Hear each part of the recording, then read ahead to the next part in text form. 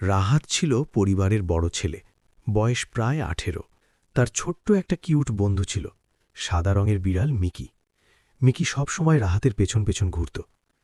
রাহাতের বাবা একটি প্রাইভেট কোম্পানিতে চাকরি করতেন, কিন্তু হঠাৎ একদিন কোম্পানি বন্ধ হয়ে যায় আর তার বাবার চাকরিটা চলে যায়। ঘরে তখন থেকেই টাকার টানাটানি শুরু হয়। একদিন দুপুরে রাহাত শুনতে পেল চাচা বলছেন, টাকা না থাকলে মানুষের দাম থাকে না আর। কথাটা রাহাতের কানে খুব লাগে। সে চুপচাপ নিজের ঘরে চলে যায়। মিকি এসে তার পাশে বসে মিউ মিউ করে। রাহাত ধীরে বলে, মিকি, সত্যি কি টাকা না থাকলে কেউ গুরুত্ব দেয় না? মিকি তার গায়ে মাথা ঘষে, যেন বলছে, আমি তো দেই।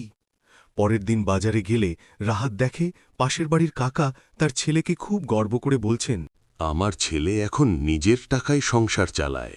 রাহাতের বুকের ভেতরটা কেমন যেন করে ওঠে। সে ভাবে, আমাকেও কিছু করতে হবে।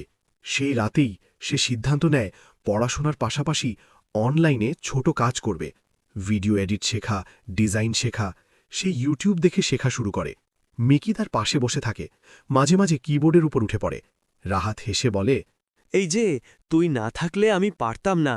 কয়েক মাস কষ্ট করার পর রাহাত প্রথমবার নিজের উপার্জিত ২,০০০ টাকা মায়ের হাতে দেয়। মা অবাক হয়ে বলে, এটা কোথায় পেলি? রাহাত লাজুক হাসি দিয়ে বলে, নিজের চেষ্টায়। মায়ের চোখ ভিজে যায়।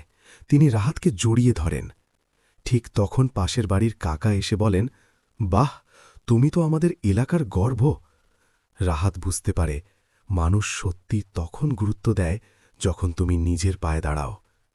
কিন্তু সেই রাতে সে মিটিকে জড়িয়ে ধরে আস্তে বলে, টাকা মানুষকে সম্মান দেয়, কিন্তু ভালোবাসা দেয় কাছের মানুষ আর নিজের পরিশ্রম। মিকি চোখ বন্ধ করে গড়গড় শব্দ করে।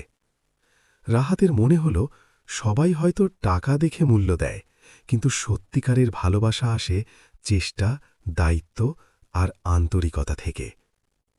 নৈতিক শিক্ষা: নিজের মূল্য বাড়াতে পরিশ্রম করে দাঁড়াতে হয়।